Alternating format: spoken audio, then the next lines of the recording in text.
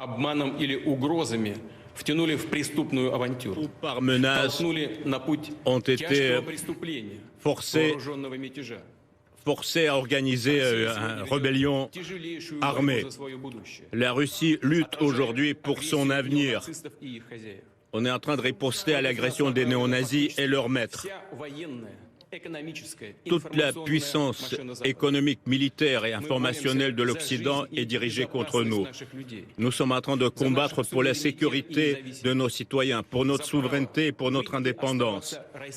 Nous sommes en train de nous battre pour le droit de rester la Russie, un pays avec une histoire millénaire. Cette bataille où le destin de notre peuple est en train de se décider exige l'unité de toutes les forces, la consolidation et la responsabilité, où il faut renoncer à tout ce qui peut nous affaiblir. N'importe quelle querelle que peuvent être utilisées par nos ennemis extérieurs pour nous abattre. Donc les actions qui cassent notre unité, c'est en fait la trahison de notre peuple, de nos combattants qui se battent sur le front. C'est un coup dans le dos de notre peuple et de notre pays. C'est ainsi qu'en 1917, pendant la Première Guerre mondiale, le même type de coup a été frappé à l'époque. Les calomnies derrière le peuple avaient amené alors la destruction du pays, la perte d'immenses territoires. Je parle de 1917, bien sûr, à la guerre civile où les Russes se tuaient entre eux. Et toutes sortes d'aventuriers politiques et l'étranger qui avaient profité de cet effondrement de la Russie à l'époque. Nous ferons tout pour que ça ne se répète plus jamais. Nous défendrons notre pays et notre État de n'importe quelle provocation, y compris nous défendrons de la trahison interne.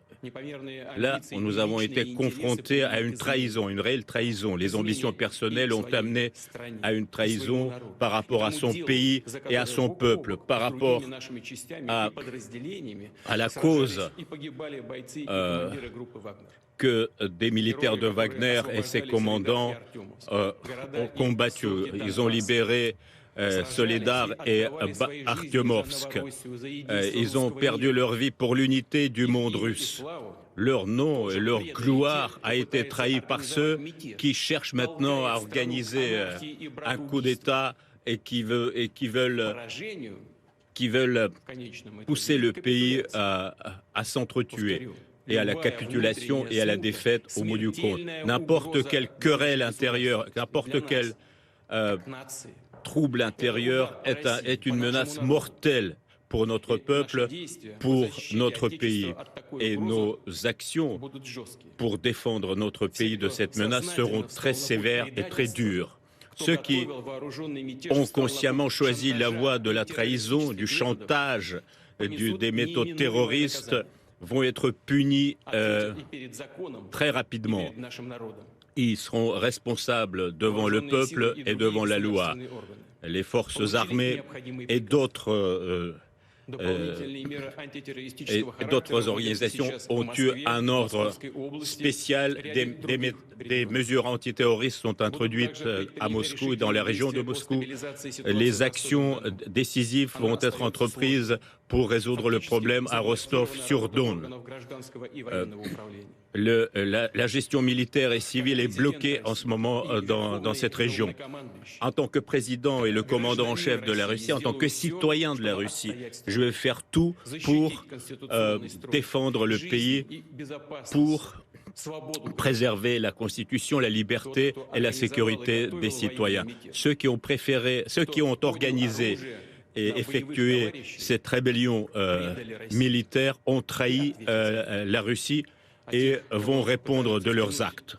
Ceux qui sont entraînés dans ce crime, je les appelle de ne pas commettre cette erreur tragique. Je les appelle de faire le seul choix correct, arrêter de participer à ces actions.